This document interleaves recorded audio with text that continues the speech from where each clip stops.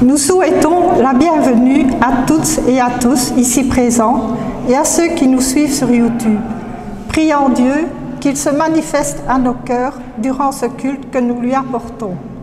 Que chacun se sente ici comme chez lui, dans ce temple où nous sommes venus pour ensemble nous ouvrir à la présence de Dieu, pour chercher sa parole dans la lecture de la Bible et pour l'adorer, lui, le Dieu de tous et de tout. Mais avant toute chose, nous nous rappelons la bonne nouvelle de l'Évangile du Christ. La grâce et la paix nous soient données en Dieu notre Père.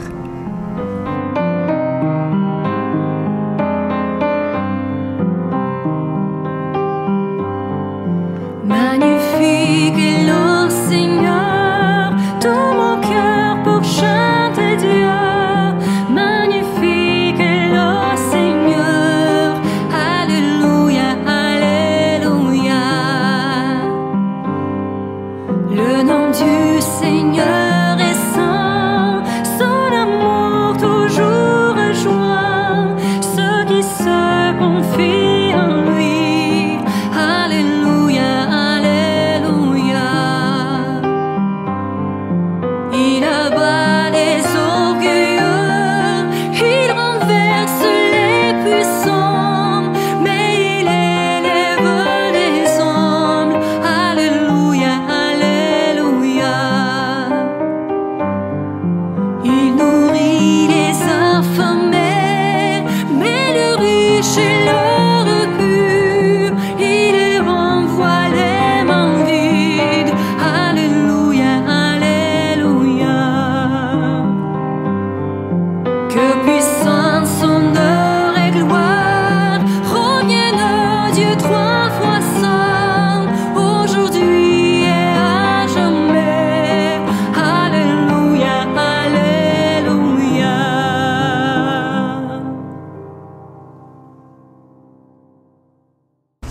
Prions. Seigneur, toi le maître de toutes choses, des grandes et des petites, nous voulons te rendre grâce pour ce que tu fais et pour ce que tu es. Merci pour les choses familières, le pain, le vent, la terre et l'eau, pour les hommes simples en qui tout est lumière, pour la musique et le silence, pour le rythme et le repos. Merci pour la paix qui vient de toi. Merci pour la nuit paisible et le silence, pour le temps que tu nous donnes, pour la vie et pour la grâce. Merci d'être là, Seigneur, de m'écouter, de me prendre au sérieux. Merci, Seigneur. Merci. Amen. Nous poursuivrons ce culte en chantant un deuxième cantique.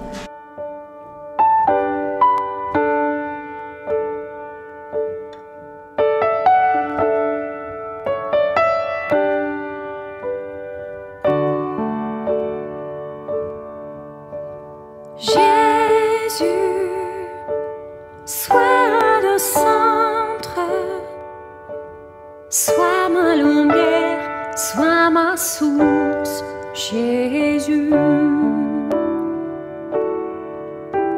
Jésus, sois le centre, sois mon espoir, sois mon chant, Jésus. Sois le feu dans mon cœur, sois le vent dans mes voiles, sois la raison de ma vie, Jésus, Jésus. Jésus, sois ma vision,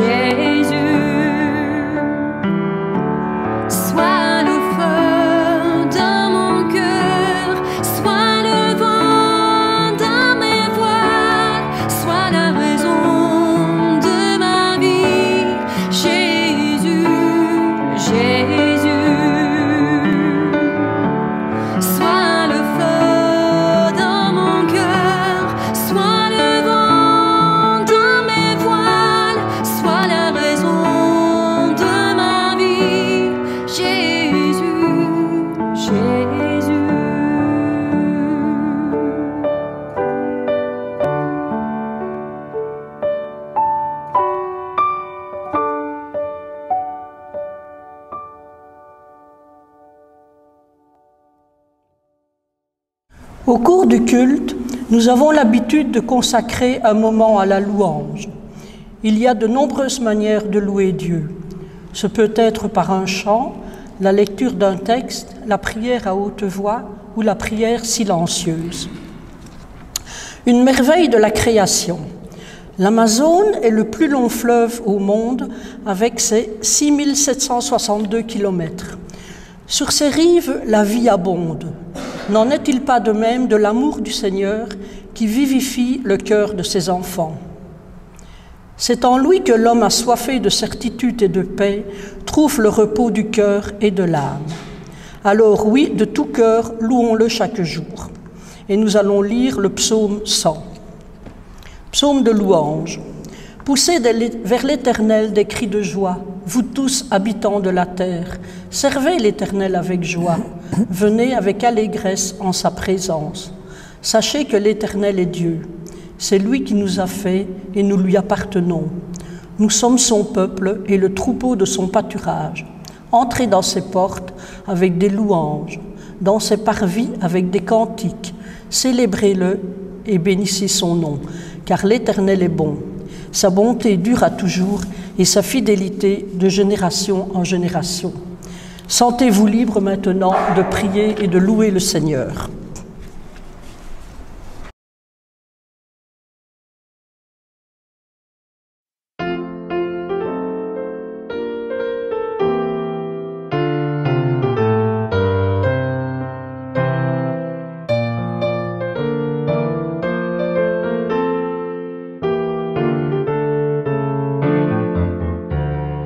Nous avons vu les pas de notre Dieu, croiser les pas des hommes. Nous avons vu brûler comme un grand feu, pour la joie de tous les pauvres.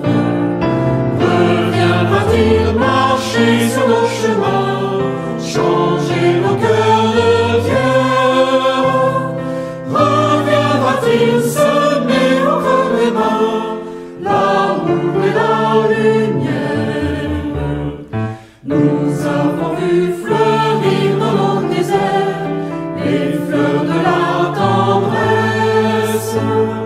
Nous avons vu briller sur l'univers l'aube d'une paix nouvelle. Reviendra-t-il marcher sur nos chemins, changer nos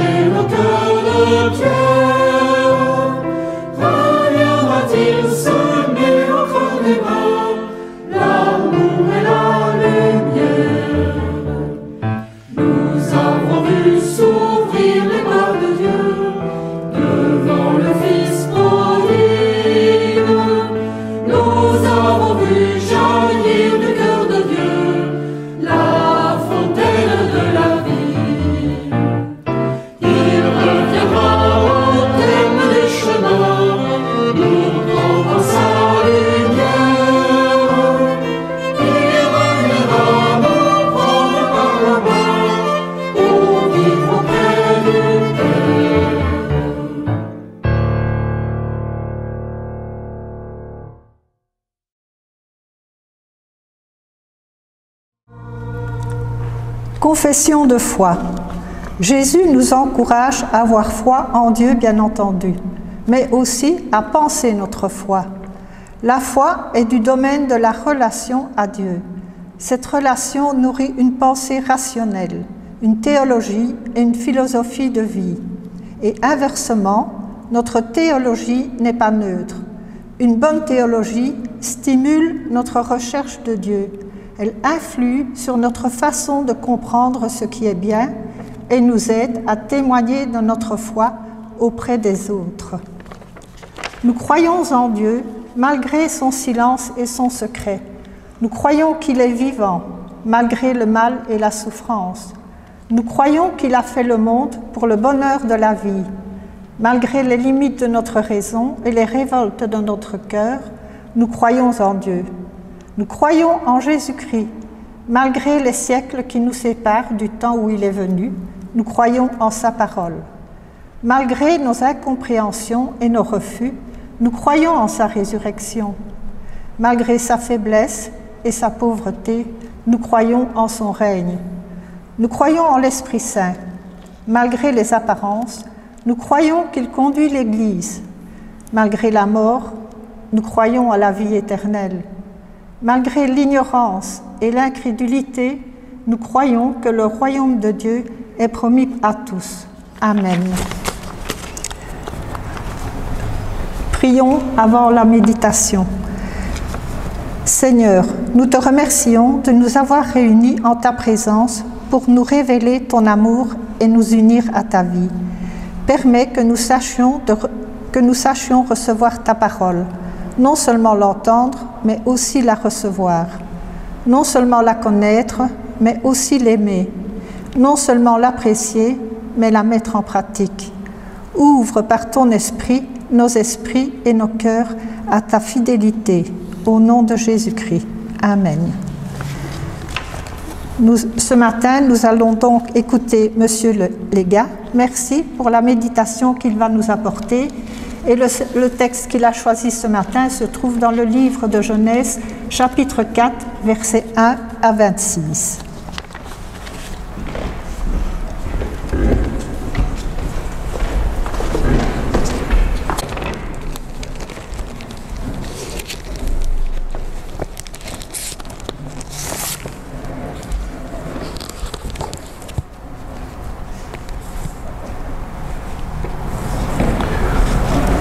À chacune et à chacun d'entre vous, mon bonjour ce matin.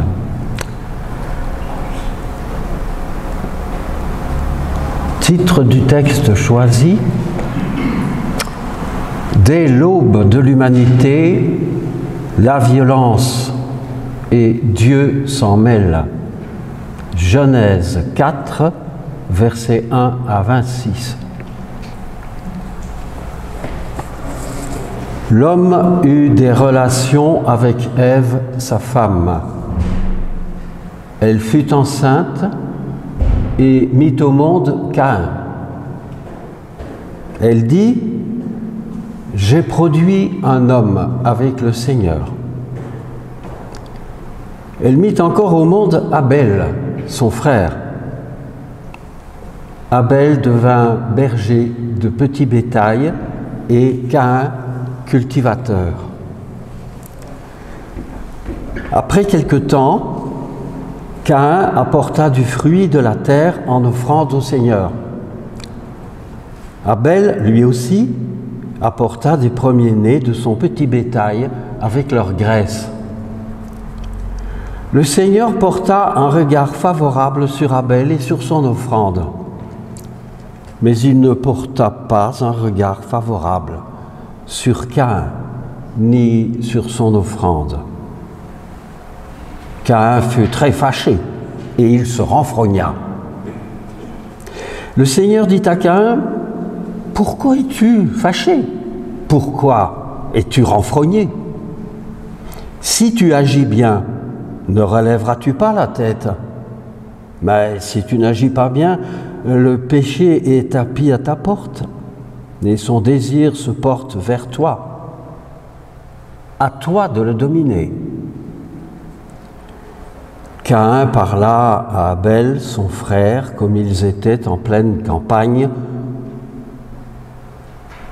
Caïn se jeta sur Abel, son frère, et le tua. Le Seigneur dit à Caïn, où est Abel, ton frère? Il répondit, bon, je ne sais pas. Suis-je le gardien de mon frère? Alors il reprit, qu'as-tu fait? Le sang de ton frère crie de la terre jusqu'à moi. Maintenant tu seras maudit, chassé de la terre qui a ouvert sa bouche pour recevoir de ta main le sang de ton frère. Quand tu cultiveras la terre, elle ne te donnera plus sa force. Tu seras errant et vagabond sur la terre. Caïn dit au Seigneur, ma faute est trop grande pour être prise en charge. Tu me chasses aujourd'hui de cette terre, je serai caché, tu ne me verras plus. Je serai errant et vagabond sur la terre, et si quelqu'un me trouve, il me tuera. Le Seigneur lui dit, alors, si quelqu'un tue Caïn, on le vengera 7 fois. Et le Seigneur mit un signe sur Caïn pour que ceux qui le trouveraient ne l'abattent pas. Puis Caïn se retira de devant le Seigneur et s'installa au pays de Nod, qui veut dire vagabondage, à l'est d'Éden. Caïn eut des relations avec sa femme. Elle fut enceinte et mit au monde Hénoch. Il se mit ensuite à bâtir une ville et appela cette ville du nom d'Hénoch, son fils. D'Hénoch naquit Irad. Irad engendra Mehujaël. Mehujaël engendra Methushaël. Et Methushaël engendra Lémec. Lémec prit 2 femmes. Le nom de l'une était Ada et l'autre Tsilla. Ada mit au monde Yabal. C'est lui le père de ceux qui habitent dans des tentes et ont des troupeaux. Le nom de son frère était Yubal. C'est lui le père de tous ceux qui jouent de la lyre et du chalumeau. Tsilla, de son côté, mit au monde Tubal-Caïn, qui forgeait tous les outils de bronze et de fer. La sœur de Tubal-Caïn était Naama. Lémec dit à ses femmes, Ada et Tsilla, écoutez-moi. Femmes de Lémec, prêtez l'oreille à ma parole. J'ai tué un homme pour ma blessure et un enfant pour ma meurtrissure. Si Caïn doit être vengé 7 fois, Lémec le sera 77 fois. L'homme, Adam, eut encore des relations avec sa femme. Elle mit au monde un fils et l'appela du nom de Seth, Seth qui signifie attribué, car, dit-elle, Dieu m'a attribué une autre descendance à la place d'Abel que Caïn a tué. De Seth naquit aussi un fils qui s'appela du nom d'Énoch. C'est alors que l'on commença à invoquer le nom du Seigneur sous le tétragramme.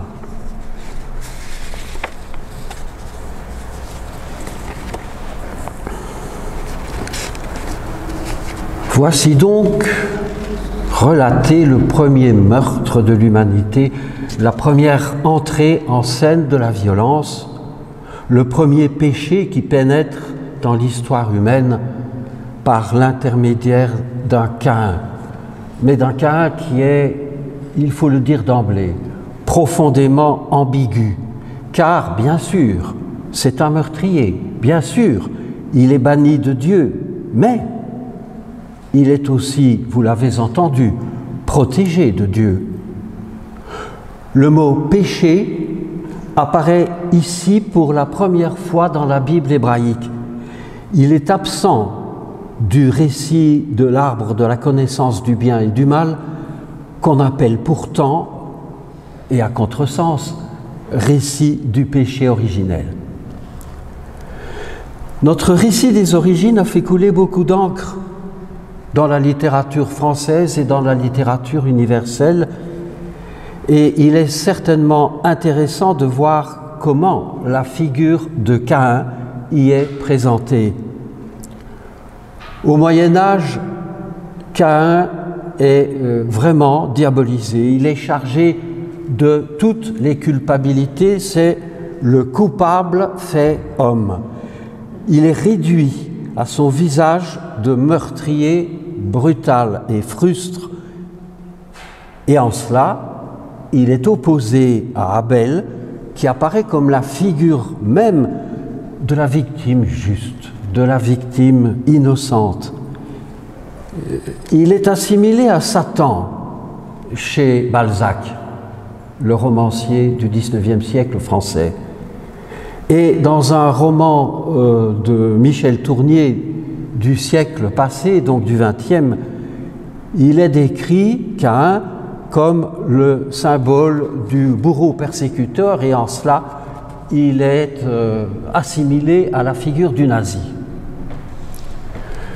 Mais d'autres écrivains, à la Renaissance et au XIXe siècle romantique, ont voulu réhabiliter Caïn, ont voulu prendre sa défense, parce qu'à leurs yeux, Caïn a subi une injustice de la part d'un Dieu perçu comme tyrannique et arbitraire, un Dieu que le grand poète français Gérard de Nerval va jusqu'à accuser d'être responsable de la révolte de Caïn, et donc d'être à l'origine de son destin tragique. Des écrivains comme Bernanos ou comme le russe Dostoïevski proposent une troisième voie possible, sans doute plus équilibrée, pour comprendre cette histoire. À leurs yeux, Caïn et Abel, c'est le combat incessant que se livrent le bien et le mal à l'intérieur de chacun et chacune d'entre nous. Cette histoire biblique n'est donc pas très simple, d'autant qu'elle comporte des trous, des non-dits, des imprécisions, des obscurités, des doubles sens, autant de difficultés qui rendent la traduction délicate. Il y a des changements illogiques de pronoms personnels. On passe par exemple et sans raison du singulier au pluriel avant de revenir au singulier. Il y a aussi des questions sans réponse. Par exemple, entre autres, qui aurait bien pu tuer Caïn, je vous le demande, puisqu'il restait le seul homme au monde avec Adam? Faut-il supposer, et on n'y a pas manqué, la présence d'une race humaine pré-adamite, qui aurait donc précédé Adam? Sinon, le texte, dans ce passage en tout cas, n'aurait pas de sens. Certains autres passages sont très obscurs.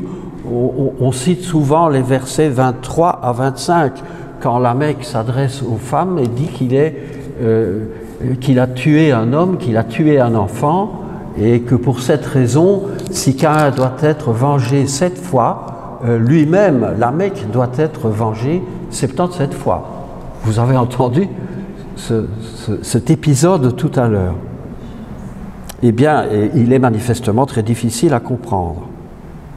L'histoire ne dit pas non plus comment les deux frères se sont rendus compte de la réponse divine à leur offrande. Quoi qu'il en soit, et ce sur quoi tout le monde, chacune d'entre nous peut tomber d'accord, c'est sur le fait suivant. Le récit montre que dès l'origine, dès les tout débuts, la violence s'inscrit dans notre condition humaine. Elle lui est liée de manière vraiment indissociables et Dieu intervient, Dieu est partie prenante dans nos histoires de violence. Il y est, d'une manière ou d'une autre, intimement mêlé. L'une des grandes questions est incontestablement de savoir pourquoi Dieu aurait traité différemment les deux offrandes. Pourquoi il aurait détourné son regard de l'offrande de Caïn. Alors là, on en est réduit aux hypothèses plus farfelues les unes que les autres. Dieu préférait-il la viande aux légumes? Les hommes nomades avaient-ils sa préférence plutôt que les hommes sédentaires? Caïn aurait-il commis une erreur rituelle dans la présentation de son offrande? Oh, il n'a pas manqué de théologiens, de biblistes, de psychanalystes pour tenter de répondre à cette question, mais trop souvent, dans leurs propositions de réponse, Caïn, eh bien, c'est toujours le gros méchant. Il est trop comme ça, il n'est pas assez comme ça, il n'y a rien à faire, enfin. Il est le méchant fondamental.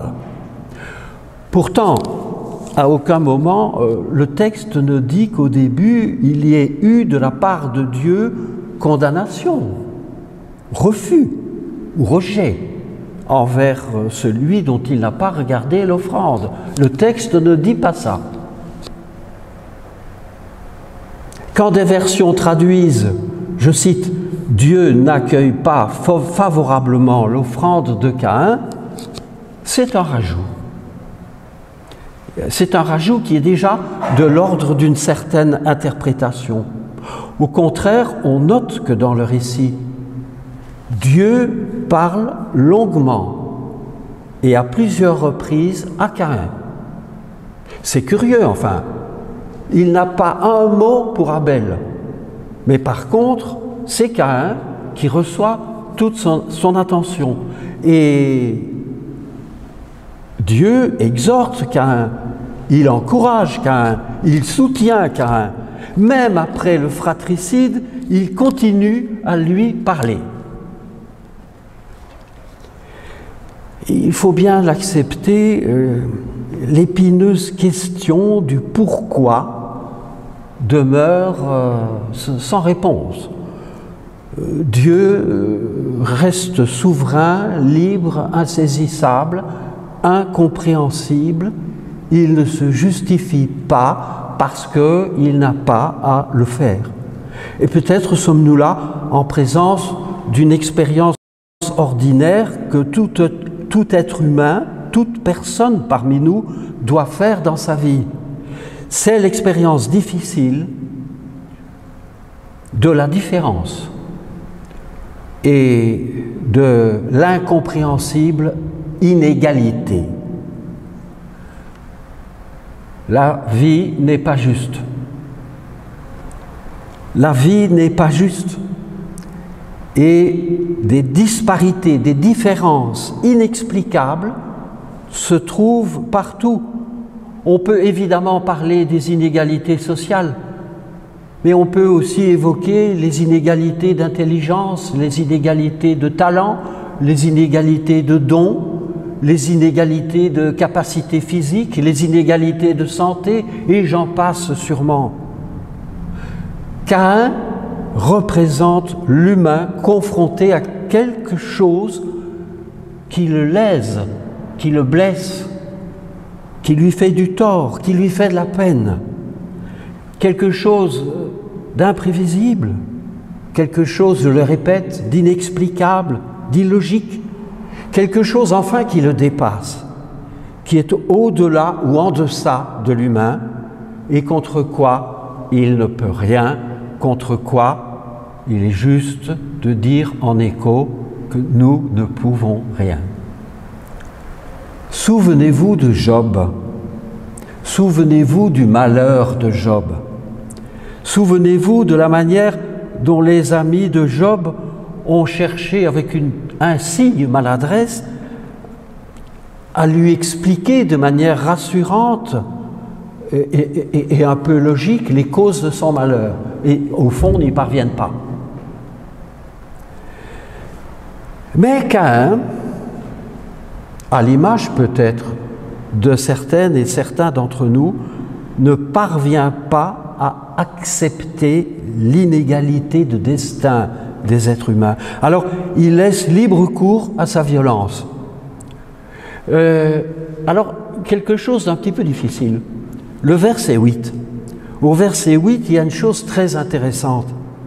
Dieu vient d'encourager Caïn à prendre le dessus et à dompter sa violence, comme on dompterait un animal sauvage. Et au verset 8, il est littéralement écrit ceci. Caïn dit à son frère Abel,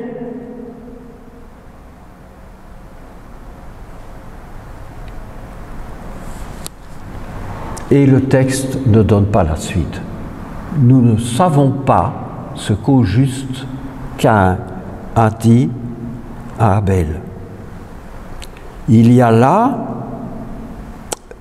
une rupture dans la relation entre les deux frères, comme si Caïn n'était pas parvenu à parler à son frère. Et malheureusement, nos traductions classiques, en général, ne marquent pas cela, ne marquent pas cette interruption dans le récit. Et certaines de nos traductions complètent même le texte en disant « allons au champ ». Mais c'est une invention. Alors, vous pouvez évidemment, vous n'êtes pas obligé de vous croire sur parole. Alors je vais par exemple vous lire la traduction de ce passage selon le Semeur. Mais Caïn dit à son frère Abel, « Allons au champ ». Et lorsqu'ils furent dans les champs, Caïn se jeta sur son frère Abel et le tua. Version Semeur. Voici une autre version, c'est la version des éditions Bayard, qui présente le mérite de traduire littéralement le texte hébreu. Voici cette traduction. Caïn dit à son frère Abel, ils sont au champ, et soudain Caïn se jette sur Abel, son frère, et le tue. Vous en conviendrez avec moi, c'est pas pareil. Il y a comme une grosse différence. Et cette grosse différence nous permet d'imaginer qu'avec cette rupture dans la narration que je viens d'essayer de vous faire sentir, l'auteur a voulu montrer ceci.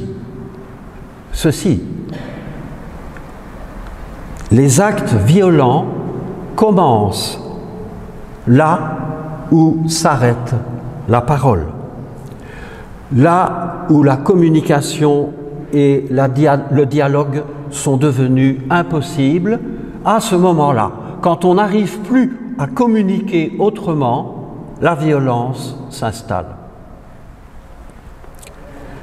La réponse de Caïn à Dieu, « Suis-je le gardien de mon frère ?» c'est une réponse célèbre.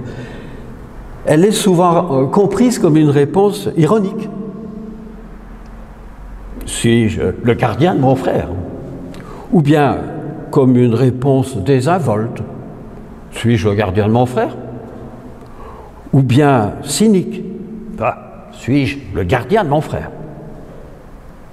Parce qu'on aime bien, vous savez, l'être humain est ainsi fait, on aime bien cliver, on aime bien trier les choses pour les rendre simples. Vous savez, d'un côté, le bon et le blanc, de l'autre, le mal et le noir, comme si le gris n'existait pas, comme si le gris était une couleur inconcevable. Mais cette réponse de Caïn ne serait-elle pas plutôt un cri désespéré? Un cri qui exprimerait un vrai désarroi? Suis-je le gardien de mon frère, par exemple? Le cri de quelqu'un qui ne sait pas comment affronter l'irruption en lui de la violence et la spirale dans laquelle, au fond, il vient de s'enfermer.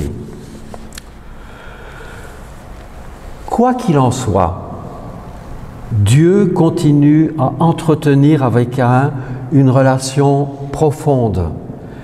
Il revisite, Dieu revisite son propre jugement pour protéger le meurtrier. Et dans ce récit, avec le signe mystérieux qu'il place sur Caïn pour le protéger, Dieu n'appelle pas à la vengeance. Plus fort, Dieu condamne la vengeance. Évidemment que Caïn n'est pas innocenté. Évidemment qu'il n'est pas blanchi du meurtre qu'il vient de commettre. Évidemment que sa vie est désormais séparée de Dieu et même du sol à cultiver. Mais cependant, Caïn n'est pas destiné à être irrémédiablement une victime éternelle.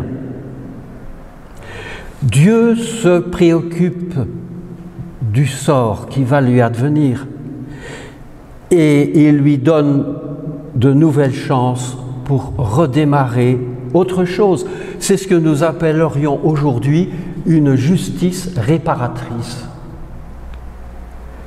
Et ça, pour l'époque où ce texte est écrit, c'est proprement extraordinaire. Et ça va totalement à l'encontre, je vous le signale au passage, de la loi du talion, œil pour œil, dent pour dent. Hein. Du coup, eh bien, il faut imaginer que Caïn n'est pas du tout l'être tourmenté par son passé, rongé par le remords que nous décrit Victor Hugo dans La Légende des siècles, avec cet alexandrin qui me revient en mémoire. Il s'agit naturellement de l'œil de la culpabilité et Victor Hugo dit ceci: l'œil était dans la tombe et regardait Caïn. Vers célèbre. L'avenir de Caïn est loin d'être barré, puisque, selon le récit biblique, il part. Il va s'installer dans un pays imaginaire qui est le pays de Nod. C'est un jeu de mots en hébreu avec le verbe errer. Donc le pays de Nod, c'est au fond le pays de l'errance. Et puis, il ne se contente pas de ça. Caïn fonde la première ville. C'est quand même pas si mal pour un personnage que l'on décrit comme le réprouvé absolu. Il fonde la première ville, il devient père de famille. Il est à l'origine de 7 générations, on les a citées. Ses descendants vont inventer des choses aussi fondamentales que la musique, que la métallurgie, que la technique. Ainsi, la civilisation, la culture, le progrès humain sont étroitement rattachés à Caïn, lequel est relié au premier acte de violence. Et ça, c'est une chose que nous n'admettons pas très facilement. Le récit du Jardin d'Éden qui précédait celui-ci nous avait enseigné déjà que l'homme et la femme sont devenus à jamais libres et responsables en quittant le jardin qui les protégeait. Ce récit fondateur de Caïn et Abel nous apprend que la violence, que nous le voulions ou non, fait partie intégrante de notre condition humaine. Même si nous avons presque toujours envie de nier cette évidence ou de la camoufler.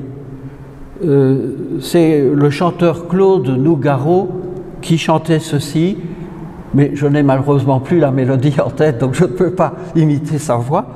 Vie, violence, ça va de pair, les deux se balancent. Claude Nougaro.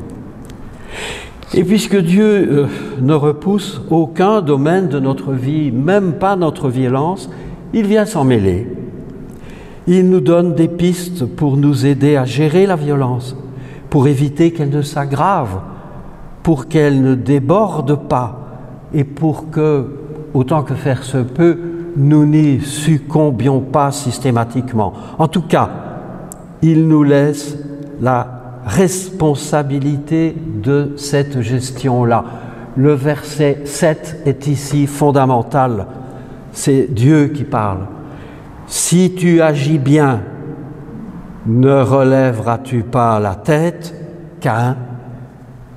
Mais si tu n'agis pas bien, le péché est tapis à ta porte et son désir se porte vers toi. À toi de le dominer. Et cette parole est décidément essentielle. À toi de le dominer. Ce texte nous aide à comprendre qu'en tout cas, la violence peut être une énergie dévastatrice ou bien une force créatrice quand elle est bien gérée, quand elle est bien canalisée, quand elle est transformée en quelque chose de positif, bref, quand elle est sublimée. Amen.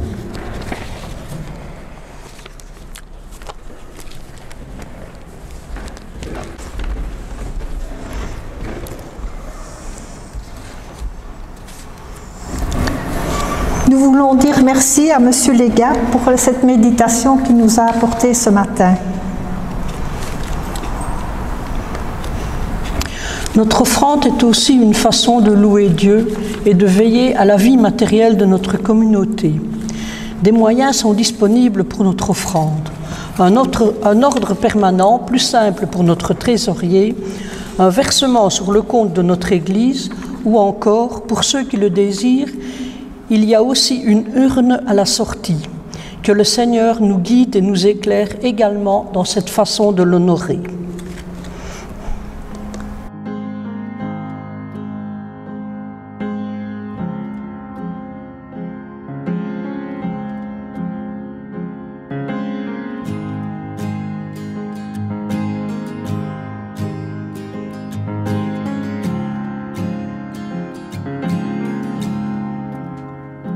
Que nos chants soient comme un signe, nos louanges, un accueil. Nous sommes là pour toi. Nous sommes là pour toi. Que ton souffle vienne des cieux, remplir de ta vie. Nous sommes là pour toi.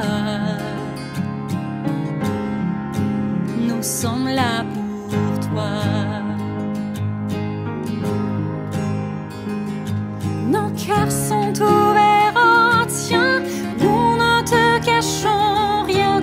Nous avons soif de toi. Car tu es le Dieu saint, tout autre Dieu est vain. Oh, que ton feu descend. Que nos cris soient comme un hymne, que ton nom retentisse. Nous sommes là pour toi. Nous sommes là pour toi. Avec force, dis un seul mot et les morts revivront. Nous sommes là pour toi. Nous sommes là pour toi.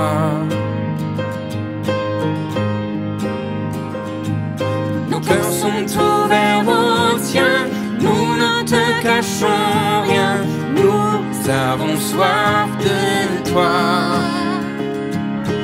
Car tu es le Dieu saint, tout autre Dieu est vain.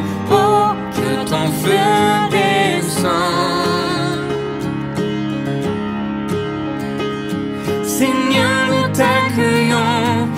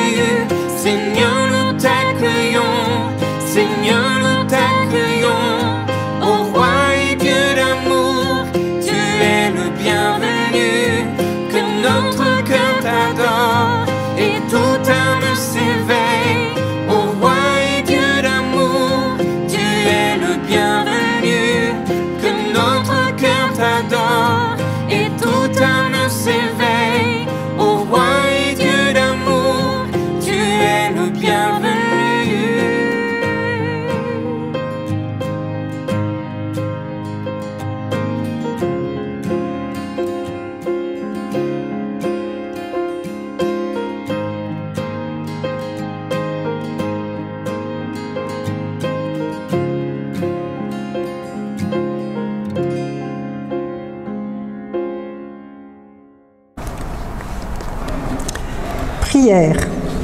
Seigneur, nous te prions et pensons à nos frères et sœurs victimes des inondations. Nous levons les yeux vers toi. Sois près d'eux en ces jours de besoin et de peine, avec ceux qui se trouvent complètement démunis. Seigneur, porte leur fatigue, leur lassitude et mets en eux une promesse d'espérance. Merci pour la solidarité qui s'est organisée autour des sinistrés. Seigneur, nous te prions, prends-nous à changer notre regard. Ouvre nos yeux sur les résultats les réalités de notre monde pour que nous les voyions, pour que nous ne les méprisions pas, pour que nous ne les redoutions pas, pour que nous les accueillions comme ton rendez-vous. Apprends-nous à changer notre regard sur les certitudes qui nous enferment, sur les valeurs qui nous rassurent, sur les autres que nous verrouillons dans nos jugements tout faits. Donne-nous de savoir apporter, de savoir recevoir, de savoir demander, de savoir dire à l'autre le besoin qu'on a de lui. Apprends-nous à entrer dans l'avenir, non pas à reculons comme des nostalgiques, mais comme dans un avenir où tu nous attends, où tu es déjà visage. Apprends-nous à écouter, à reconnaître les besoins de l'autre comme tes paroles, à ne pas avoir peur de l'inconnu qui est ton visage qui vient. Levons-nous maintenant pour recevoir la bénédiction.